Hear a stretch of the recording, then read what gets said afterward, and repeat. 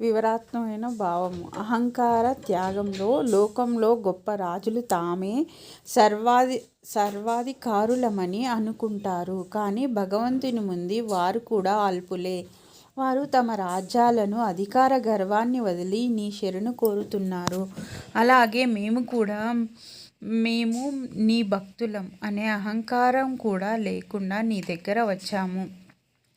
అర్ధనిమీలిత నేత్రాలు, నిద్ర మేలుకునేటప్పుడు కళ్ళు పూర్తిగా విప్పకుండా కింకిణి గంటల ద్వారంలాగా సగం విచ్చుకుని ఉంటాయి. ఆ స్థితిలో భగవంతుని చూపులు అత్యంత వాత్సల్యంతో నిండి ఉంటాయి అని భక్తుల నమ్మకం. ఆ చూపులను తమపై పడాలని గోపికలు కోరుకుంటున్నారు.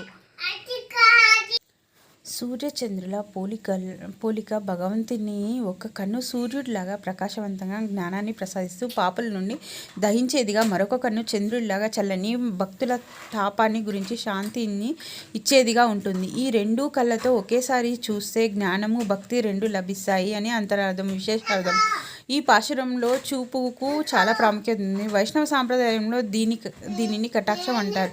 భగవంతుడు మనల్ని చూస్తే చాలు మన కర్మలన్నీ నశిస్తాయి.